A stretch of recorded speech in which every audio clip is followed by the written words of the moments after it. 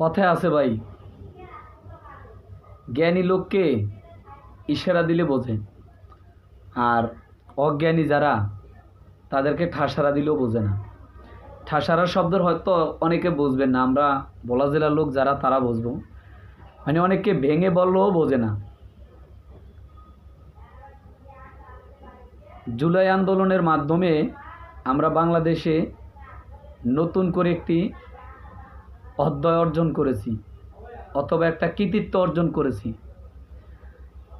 এই 5ই আগস্টের যদি আন্দোলন না হতো, ছেলে মেয়ে, ছাত্রছাত্রী, জওয়ান বুড়া, কৃষক, চাষি, শ্রমিক, ভ্যান চালক, রিক্সা চালক ইত্যাদি সর্বপর্যায়ের মানুষ, সর্বস্তরের জনগণ ঐক্যবদ্ধ হওয়ার কারণে আমরা এই 5ই আগস্টটা সফল হয়েছে। 5ই আগস্টের মাধ্যমে বাংলাদেশের মানুষের কি কি পরিবর্তন হয়েছে, কি কি লাভ হয়েছে, এগুলো নিয়ে যদি কথা বলতে যে অনেক সময় লাগবে। তবে বিশেষ করে কিছু রাজনীতি নেতৃবৃন্দু যাদের মিথ্যা মামলাও ছিল, সত্য মামলাও ছিল, এগুলো থেকে তাদেরকে দ্রুত মুক্তি মিলেছে। বিশেষ করে 2 জন মৃত্যুদণ্ডপ্রাপ্ত আসামি ছিলেন, একজন জনাব লুৎফুজ্জামান বাবর, আরেকজন বাংলাদেশ জামাত ইসলামের সেই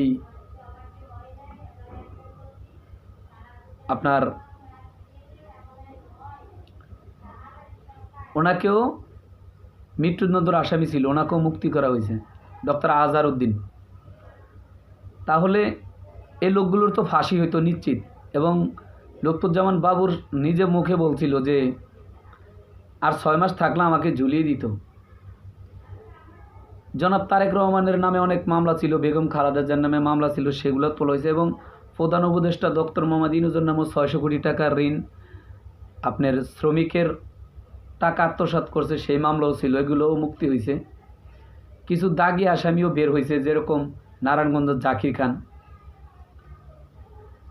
কিন্তু সাধারণ মানুষের যে আশা আকাঙ্ক্ষার জন্য তারা লড়াই করেছিল, যে চাঁদাবাজ মুক্ত, দখলবাজ মুক্ত এবং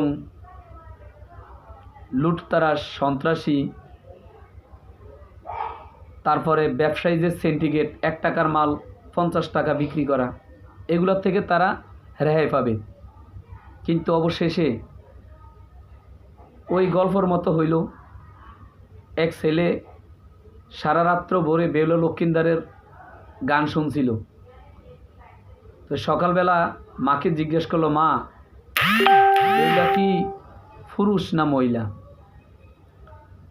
এখন বাংলায় আরও প্রভাব আছে যে সারা রাত গাদাকে বুঝাইলাম সকালবেলা যে তুমি সকালবেলা ব্যয় করে চিৎকার করতে পারবা না, কারণ ব্যয় চিৎকার করলে সবাই বুঝা দেবে যে তোমার আমি চুরি করতেছি। তাহলে গাদারে যখন টান দিছে, ছাগলের যখন টান দিছে, ছাগল ব্যয় শব্দ করছে, তো চোরটার সফল হইল না। আমাদের দেশটাও ভাই জুলাই আন্দোলনটা সফল হয়নি, কারণ যার যেই অপরাধেরই মামলা ছিল না কেন, ওই মামলাগুলো দ্রুত খালাস করা উচিত হয়নি। তারা যদি কোর্টের বারান্দায় ঘানি টানত, সুন্দর মতন তারা তারিখের পর তারিখ দিত, অথবা আদালতে সিলিন্ডার করে 2 মাস 3 মাস জেল খাটত, তখন তারা বুঝতো যে আসলে জুলাই আন্দোলনের অর্থটা কি, মানিটা কি। আমি নিশ্চিতভাবে বলতে পারি, যদি এই নির্বাচন সুস্থ না হয়, তাহলে যারা জুলাই আন্দোলন করেছে এবং আমরা যারা জুলাই আন্দোলনকে সমর্থন করেছি, আমরা যারা এখন অনলাইনে, বিভিন্ন মিডিয়ায়, বিভিন্ন প্রজেক্টরের মাধ্যমে আমরা যারা নতুন বাংলাদেশ গড়ার জন্য, মানুষকে উৎসাহ জাগানোর জন্য কথাবার্তা বলতেছি, আমাদের এই বাংলাদেশে থাকাটা বড় ঝুঁকি হয়ে যাবে। এবং আমরা যেই লেভেলে, যেই পর্যায়ে চাকরি বাকরি করি না কেন, আমাদের কর্মস্থলেও আমাদের জন্য হুমকি হয়ে দাঁড়াবে। কারণ মসজিদ মাদ্রাসার মুয়াজ্জিন, ইমাম, তারা যদি জামাত ইসলামের প্রচারণা করলে, তাদের বিএনপিপন্থী মসজিদ কমিটির সভাপতি, সেক্রেটারি, মোতোয়াল্লি তারা যদি তাদের চাকরি থেকে চাকরিচ্যুত করে ইমাম মুয়াজ্জিমকে, তাহলে তারা ক্ষমতায় আসলে আপনার জুলের অগ্রাধিকার, আপনি এই যে সত্যের জন্য কথা বলছেন, চাঁদাবাজির বিরুদ্ধে কথা বলছেন, এটার জন্য আপনার আমার কি পরিস্থিতি হতে পারে একবার চিন্তা করে দেখছেন? যত কথাই বলেন না কেন, বাংলায় আরেকটা প্রবাদ বাক্য আছে যে কুকুরের লেন্স 12 বছর চুঙ্গা ভরে রাখলেও ওটা সোজা হয় না। কিন্তু ভাই, সত্যকে সত্য বলতেই হবে, ভুলকে ভুল বলতেই হবে, অস্বীকার করার কিচ্ছু নাই। কিছু কিছু মানুষ বলতেছে আজকে যে 5 জন লাশকে ভ্যানগাড়ির উপরে পুড়ে ফেলছিল জুলাই আন্দোলনের, ওই মামলার রায় হওয়ার কথা ছিল, রায় হয়েছে মনে হয়, আমি নিউজটা দেখিনি ভালোভাবে। অনেকে বলতেছে এটা সাজানো নাটক, এরকম কোনো দুর্ঘটনা ঘটেনি, আর তারা স্বাধীনতার পক্ষের শক্তি, তারা এসব করব কেন? সমস্যা হলো একটাই, কথা বলতে গেলে অনেক কথা বলা লাগে, কিন্তু আমরা যারা ফেসবুক ইউটিউব ব্যবহার করি, আমাদের ইউটিউবে 10 মিনিট 15 মিনিটের ভিডিও চলে, কিন্তু ফেসবুকে এই সমস্ত ভিডিওগুলা খায় না ভালো, তারপরও কথা বলতে গিয়ে বলা লাগে। তো আমাদের এই বিচার, এই সংস্কারের দাবি, বিচারের দাবি, সুষ্ঠু নির্বাচনের দাবি, অনেকগুলো প্রেক্ষাপট নিয়ে অন্তর্বর্তী সরকারকে আমরা বসিয়েছি। কিন্তু মূল কথা হলো এই অন্তর্বর্তীকালীন সরকার, তাকে যে দায়িত্ব দেওয়া হয়েছে, ওই দায়িত্ব যদি উনি সঠিকভাবে এই মুহূর্তে পালন করতে যায়, তাহলে দেশের ভিতরে অনেক কিছু কেটে ছেটে ফেলতে হবে। উনি এখানে বড় ধরনের একটি বাধার সম্মুখীন হয়ে আছেন, মানে নিজের বিবেকের কাছে উনি প্রশ্নের মুখামুখি। এটা আমরা অনেকে বুঝতেছি না। আমি সাধারণ মানুষ হয়ে যেটুক আন্দাজ করেছি, অথবা অনুমান করেছি, অথবা বিশ্লেষণ করেছি, আমাদের আগামী নির্বাচনে গণভোটকে হাঁ জয়যুক্ত করতেই হবে। একটা দল হার বিরুদ্ধে, নার পক্ষে, এবং বিশেষ করে জিএম কাদেরও নার পক্ষে। কারণ জিএম কাদের হলো ইন্ডিয়ার প্রকাশ্য দালাল, আওয়ামী লীগ হলো ইন্ডিয়ার এজেন্ট, আর বিএনপি বারাটিয়া দালাল। তারা তাদের উপরে ভর করে ক্ষমতায় যাওয়ার জন্য দালালি করতেছে, তেল মারতেছে। বিএনপির মধ্যে কয়েকজন আছে, আবার একজন তো সালাউদ্দিন আহমেদ, উনি ইন্ডিয়ার রয়ের প্রশিক্ষণ নেওয়া এজেন্ট। দেশটাকে কখনো তারা ভালো চায় না, ভবিষ্যতও চাইবে না আশা করি। আর তারা যদি ক্ষমতায় আসে, দেশটার ভালো কিছু করতেও পারবে না। আপনি একটা জিনিস মনে রাখবেন, আপনার যদি পেটে ক্ষুধা থাকে, আপনাকে যতই মানুষ ভালো কথা বলুক, ভালো কথা আর আপনার পেটে ঢুকবে না, মাথায় ঢুকবে না, কারণ আপনার পেটে ক্ষুধা। তো তাদের চিন্তাধারা শুধু তাদের পকেট ভারী করবে, ভালো মন্দ খায় পেট ভরবে। তো তার পেট না ভরত তো সে পাশে কে ক্ষুধার্ত তার দিকে সে দৃষ্টি দিবে না। অর্থাৎ আমাদের দেশের সংস্কার হলে যে জিনিসগুলো থাকবে না, সেই জিনিসগুলো প্রথম নাম্বার যদি হ্যাঁ জয়যুক্ত হয়, যে সংস্কারের বিষয়টা আসবে, আপনাদেরকে আমি বলি, এটা হলো বর্তমানে আমাদের দেশের যে প্রেসিডেন্ট আছে, রাষ্ট্রপতি আছে শাহাবুদ্দিন চুপ্পু, এখন বর্তমানে ডক্টর মোহাম্মদ ইউনূস, তাকে কিন্তু বহিষ্কার করতে পারতেছে না।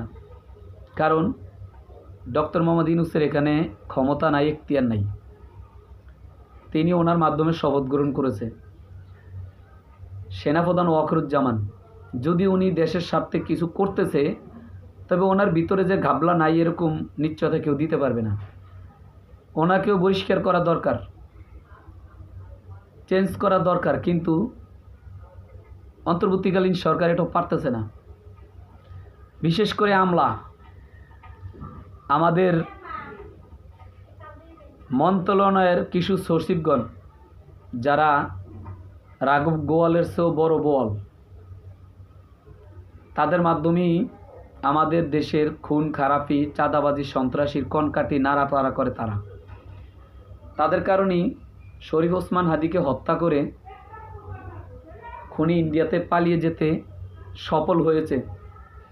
আপনি একটা জিনিস মনে রাখবেন, 5ই আগস্টের পর যদি সেনাপ্রধান ওয়াকারুজ্জামান ইচ্ছা করত, বাংলাদেশ থেকে আওয়ামী লীগের কোনো লিডার তো দূরের কথা, একটা তেলাপোকা ইন্ডিয়াতে কিংবা বিদেশে কোনো রাষ্ট্রে পালিয়ে যেতে পারতো না। এবং আমরা শুনেছি যে ব্র্যাকে অনেক প্রায় 4000 থেকে 5000-এর মতো লোক হেফাজতে রেখেছিল, তাদের মধ্যে কয়েকজনকে মাত্র বের করেছে, বাকিগুলা কোথায়? তারপরে প্রশাসনিক যেই জটলা, পুলিশের ভিতরে অনেক কর্মকর্তারা আছে যাদেরকে নিয়োগ দেওয়া হয়েছিল আওয়ামী লীগের বড় বড় এমপি মন্ত্রীদের মাধ্যমে। তো কিছু লোক তো ভাই স্বার্থের জন্য সব কিছু করে, কিছু লোক তো আছে আবার চোর হইল সে ইমানদার। প্রশাসনের ভিতরে কিছু লোক আছে তারা যার নুন খাইছে তার গুণ গায়, যার মাধ্যমে চাকরি হয়েছে তাকে বাঁচানোর চেষ্টা করবেই সে। এখন আসেন, দেশের মধ্যে যে রাজনীতিক নেতৃবৃন্দ আছে আওয়ামী লীগের এবং বিএনপির অ্যাভেলেবেল কিছু তেলাপোকা চুনাপুটি ছাড়া বাকিরা কিন্তু দেশের মধ্যে ব্যবসা বাণিজ্য, রাজনীতিক প্রভাব সব কিছু তারা চালিয়েছিল আওয়ামী লীগের সময়, কাঁধে ভর করে অথবা তেলে আর জলে মিশ্রিত হয়ে। সেম আওয়ামী লীগের নেতাকর্মীরাও বাংলাদেশে এখনও আছে এই ধরনের কার্যকলাপ, এই ধরনের পরিবেশের মাধ্যমে। আওয়ামী লীগের কিছু কিছু নেতা এলাকায় এখনও প্রভাব খাটিয়ে দাম্পত্যতার সাথে তাদের কার্যক্রম চালাচ্ছে কিছু কিছু এলাকায়, এবং তাদের যে টাকা পয়সা, অবৈধ সম্পদ, সেগুলোকে ব্যবহার করে কিছু গুন্ডা পান্ডা সন্ত্রাসী এদেরকে লালিত পালিত করছে 17 বছর। এখন তাদেরকে দিয়ে দেশের ভিতরে অর্গানাইজ সৃষ্টি করার জন্য চেষ্টা করতেছে এবং চলমান আছে, বিদ্যমান আছে সেই চেষ্টাটা। এই বিষয়গুলোকে যদি আপনি এই মুহূর্তে নিষ্কাশন করতে চান তাহলে সংস্কার অতি জরুরি। ওই সংস্কার অতি জরুরি করা দরকার, কিন্তু অন্তর্বর্তীকালীন সরকার করতে পারতেছে না এবং করতেছে না কেন? তার অনেকগুলো বাধা আছে এখানে, এবং তার ইচ্ছা থাকলেও সে করতে পারতেছে না, তার ইখতিয়ার নাই। যখন আমরা গণভোটে হ্যাঁ জয়যুক্ত করব তখন ইনশাল্লাহ সে ডাইনে এবং বামে দেখার প্রয়োজন হবে না। এখন সে সব কিছু নিয়ে ভাবতে হয়, তখন তার আর কোনো ভাবনা থাকবে না। প্রশাসন থেকে শুরু করে আমলাতান্ত্রিক বলেন, রাষ্ট্রপতি বলেন, সেনাপ্রধান বলেন, যে যে খাতে তার ঘাটতি আছে, সংস্কার করার প্রয়োজন, সে চোখের পলকে সেটা করতে পারবে। আপনাদেরকে সত্য একটি ঘটনা বলি। আমার ভিডিওটা প্রায় 13 মিনিট হয়ে গেছে, বেশি টাইমিং লং টাইমের ভিডিওগুলো চলতেছে না, তার জন্য লং টাইমের ভিডিও করি না। তারপর আজকে আমি করলাম, আশা করি আপনারা কথাগুলো শুনলে অবশ্যই বুঝতে পারবেন। এমএলএ ফাটাকৃষ্ণ অথবা গুন্ডা ফাটাকৃষ্ণ মিঠুন চক্রবর্তীর একটা মুভি আমরা সবাই দেখেছি। ওই মুভিটাতে 7 দিনের জন্য মিনিস্টার হয়। তো 7 দিনের মধ্যে তো এত কিছু করা সম্ভব না। সে যা করে 100-100 সঙ্গে সঙ্গে, কোনো ভাবনা চিন্তা করার সময় নেই।